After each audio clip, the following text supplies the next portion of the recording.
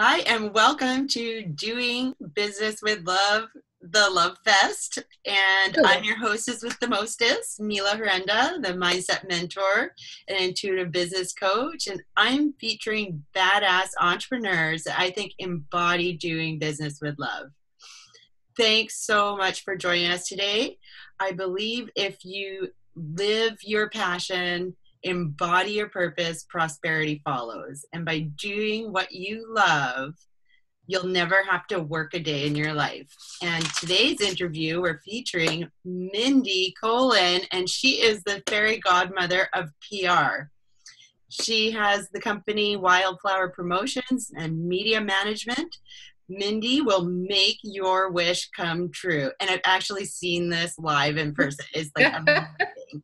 So she's got over 25 years experience in public relations, communications, and fundraising. And she organizes big events, music events too. And she has a passion for serving others, advocating for those that may not have a voice, which is so very special and of course love-filled. And she creates epic events and campaigns that inspires others to create communities. So welcome, Mindy. I'm so excited to be talking to you today. Thank you. Thank you for having me. Oh, you're very, very welcome. So let's hear a little bit from you. Why and how did you start your business? So I have wanted to have my own business for a long time, and the timing just never seemed right. Whether it was moving for my family, for my ex-husband's job, whether it was, needing to do other things financially, the timing was just always off. But I always knew at some point I wanted to be doing something on my own. And I've been in Tennessee now for 3 years. And the move to Tennessee was probably one of the biggest transitions that I've experienced in my life. Very different culture. I'm born and raised in New York, worked in Manhattan for years, and it's a very different lifestyle, very different culture. Yeah. And I was working and I really enjoyed the job that I had, but the culture was not for me. And I think a lot of people are in that position. Mm-hmm. It was really that for sure. Yeah, it was really, really difficult to wake up and be happy about going to work every day. And having only been here a short time, I knew if I started to look for another job, people would question, why am I a job hopper? Because I have moved, but those moves weren't because it was something that I chose to do. It was for my family. So my exit strategy from my last job was Wildflower. And so I started doing some work on the side about a year before I left the job. Yeah. I wound up leaving sooner than I thought that I would because things just progressed very rapidly. But yeah, it was my exit strategy. It was the only thing that I thought would get me to a place that would be good for me in a new environment. Yeah, and I just wanted to bring something up here because I know this because I know you. I know that you chose an exit date. I did, and that's kind of manifesting and magic and putting your wish in life, right?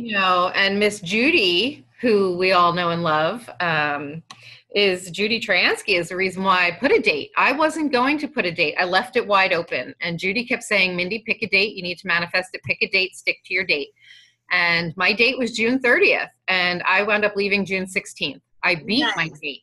Nice. So if anybody that's watching and they have their current 9-to-5 that they're really just not liking right now, use this as an example to pick your date, whatever it is. It may be a year in advance. It may be 2 years, whatever it is, and or 3 months or whatever, right? Just pick that date and stick to it and like really, really embody that you're going to do this. Like you've got to do the hustle. Yeah.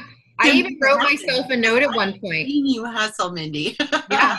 I wrote myself a note. I said, if it doesn't work out, I won't beat myself up for it. My next date will be, and I made it for the end of September. And And it was probably Judy who said, don't do it. Yeah, don't do that. Don't give yourself that permission. Don't do it. Because that'll come to light. So exactly. My next question for you is, how do you infuse love into your business?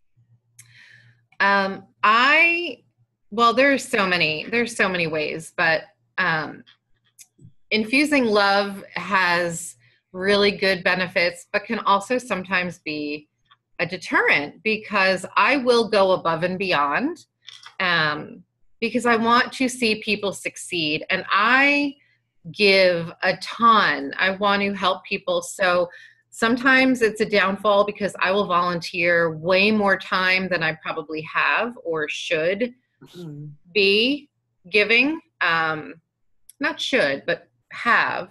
But at the same time, I know it's what I'm supposed to be doing.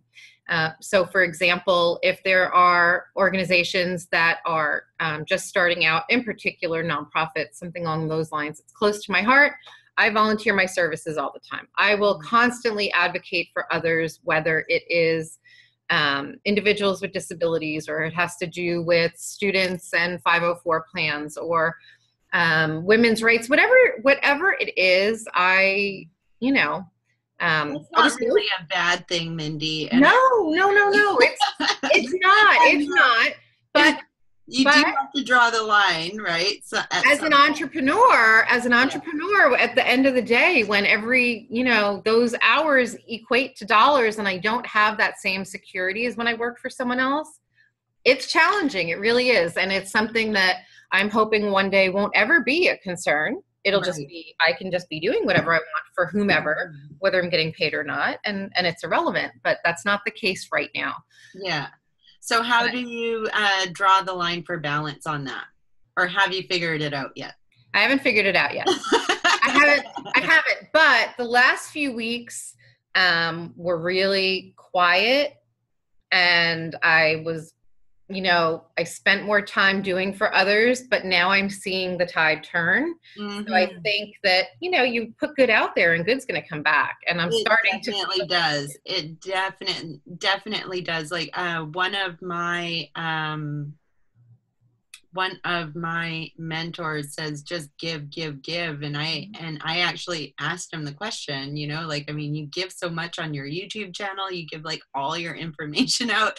I was like, I'm a little bit scared to do that. And he goes, Mila, no, just give it. It's fine. It will come back to you one way or another. And it will eventually come back. You give enough, it does come back. It's a snowball effect or whatever. It's just the universal law that it will come back. So, okay. The next question I have for you is, how has following your intuition in business helped you or hindered you? You can feel free to answer one or both. And stay there. Certainly it's both is definitely the right answer, but it's been more of a help because I'm here now. I mean, I'm sitting here talking to you. Yeah. I do have my own business. I don't work 9 to 5. My kids are probably going to come open that door in a minute. I warned them ahead of time that I'd be on a video and to be quiet. But I get to be here in the afternoons when my kids get home. If it wasn't for my intuition, I'd still be going to the job I wasn't happy at. Sometimes though, following your intuition can bring you, or at least for me, into that place of worry. Because again, giving so much, my intuition says, just do it. It's only 5 more minutes out of your day. Mm-hmm. Help them. And then at the flip side, again, balancing the checkbook, and I'm like, oh, did I spend too much time? Right. It will all balance out. I know good things are coming. I know good things are happening. But I do rely heavily on my intuition, and it's taken me a long time to trust it. I still don't always trust it.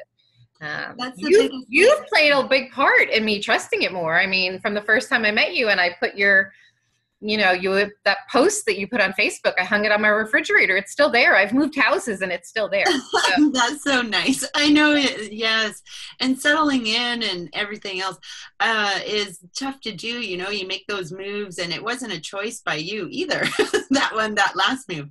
but you actually go with the flow so easily. And you know what you do? I'm just going to say you need to really give yourself a little more credit, because you really do go with the flow more, and you trust that everything's going to be all right. Because I notice it from your posts and your positive energy and all of those, like just you, and you have the trust energy.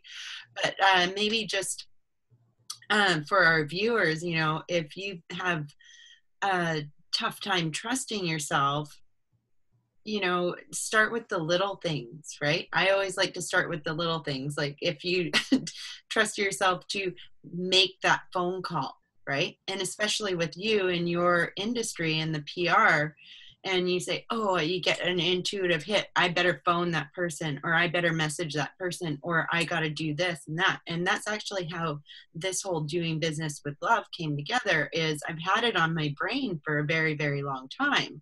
Right.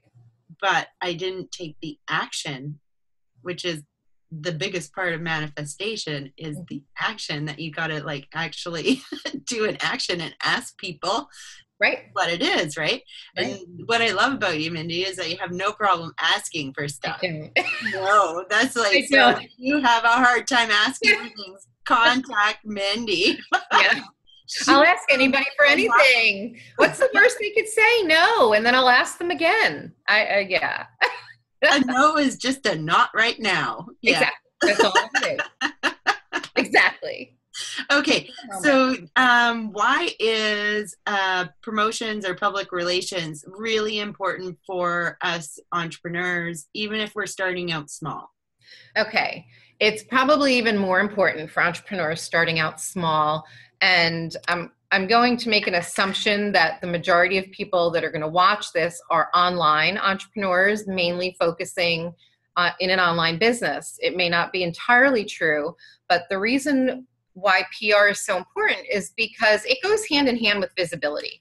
Yes. You can do all the Facebook Lives and all the YouTube videos and all of that stuff to get the digital world to see you, but ultimately, you want to be making an impact in your community. And depending on what it is you're doing, you know, your local community probably wants to know more about you. And we all have our local, you know, NBC, CBS, whatever channels. They all have daytime talk shows, and they all like to feature stories about people and the good work that they're doing in their community. And there's no reason why your business has to live solely online. I connect #IRL in real life with people that are in these Facebook groups with me all the time now, because if I know that they live near me, I want to meet them in person. I don't want to just be in an online group communicating with people. I want to get to know them. Life is about relationship building. Business is about relationships. And there has to be a component that's not just housed on the interwebs. And media plays a huge piece in that. A lot of what I do revolves around giving back. I worked in the nonprofit sector for 25 years, and I always wore multiple hats, and I'm used to having to come up with ways of collaborating and, you know, thinking out of the box on how to make things happen on a shoestring budget. And that's why I think it's so important for entrepreneurs, especially if you're bootstrapping and just starting, take advantage of all the possible media exposure you get. And if you're doing something that is impacting others in a positive way, or you're giving back to the community, or you're doing a fundraiser for a nonprofit, even if it's something you're doing for you personally, but you own a business, that's something you want to tell your media about. It'll just help you get more exposure. Right. And you touched on something that I'd like to bring up, is being resourceful. Mm-hmm. And I know that you've been at a Tony Robbins event, and I went to Tony Robbins event, not at the same time, but I went in Vancouver, BC here. And my I'm epic going to tell you, like, the number one thing is, like, you've got to be resourceful, because if you don't have the funds, if you don't have the whatever, you can be, someone else has what you need, and they're actually looking for people, right? So, and if Mindy can help you connect the dots, that would be even better, right? But you have to be resourceful. So think outside the box. Don't tell Tony Robbins that your favorite flavor is cookie dough. Why not? Because that's what I did when you talked to me. My epic fail moment of Tony Robbins. But the same day, I scored Gary Vee for Badassery's podcast. Yeah, I was just going to ask you, what was your biggest success, though? That day was getting Gary Vee, and Badassery magazine was not my client, which also goes to my way of giving back. I was part of their community. I've gotten to know Samantha and Kathy, and I was going to this event anyway. I bought myself a birthday present and a given up the 9-to-5 job present. Yeah. And I love Gary Vee. So I bought myself a VIP lunch, lunch ticket with him. And when I walked in that room, I saw microphones, and, Sam and Kathy had challenged me. They said, "Oh, ask him to do the podcast." And I said, "Hey, if I can get you him, I'll ask him. I'll ask anybody anything." Yes. And so when I walked into the big ballroom where the lunch was going to be, everybody was going to find a seat, and I beelined for the microphone. Nice. And everybody got up there. And if you know anything about Gary, he always talks about do for others. Don't ask for yourself. Do for other people. That's what every one of my really, really high-end mentors have ever told me. Yeah. And just a couple days ago, my current mentor and a gentleman that I know that I did a speaking engagement for him at another well-known mentor. Like, I'm talking, these are multimillionaires and almost billionaire dudes, right? And I know all three of them personally here in Vancouver. I watched an interview between two of them, and I reached out to the one and I said, hey, you made such a big impact in my life. What can I do for you? Mm-hmm. And he's actually put me in touch with his director of operations, and she's phoning me next week. So I don't know what's going to happen from it, but good for you. And here's the thing, just ask. If you can learn anything from this interview, just ask. And if you need to ask for the sale, or to ask for the interview, or to ask to be featured on, or just press that enter button and submit that article, or ask for that blog post to be posted, or whatever, just ask. Because all they can do is say no. And remember, no is just a not right now. Right. Exactly. Right? And there's no reason why you can't ask how come with that no, so that you can strategize for next time. Brilliant. Just ask. Okay, no problem. How come? Or what can I do to make it a yes? And then go back. Exactly. That's really, really good. And I was going to say, can you give us a couple of tips? But that was a real badass tip. Yeah. Always ask how come it was a no. Yeah. Sometimes they might not tell you, but most people will. Yeah, for sure. Okay. Well, that's about it for today. And so how can people find you, Mindy? My website is wildflower.marketing, www.wildflower.marketing. It is a .marketing. I'm going to say that one more time, .marketing. You can find .marketing. Yeah. .marketing. A lot of the online forms still won't accept my email address because it doesn't recognize .marketing. Oh, man. Yeah. But that's my website. I'm also on Facebook, Wildflower Promotions and Media Management. I have a private Facebook group where I give out free PR tips. I'll even do office hours and review press releases or help out. And that is called Warrior PR, awesome. DIY tips. And you can find it just by looking on Facebook. I'll be posting Instagram and links everywhere. Cool. So, yeah. Wildflower Mindy on Instagram and Twitter, or call me 719-291-2098. That is just fantastic. It has been so lovely speaking to you, and thanks so much. I think our viewers are going to learn a lot from this, and maybe they'll just get over themselves and ask for the sale or do whatever it is. My hope is that with this series is that you get sparked and inspired. Absolutely. To do whatever it takes to make yourself a success. That's it. Yeah. All right. So thanks so much for your time. It's just thank you. Brilliant. And thank you for watching, you guys. Thanks. Bye.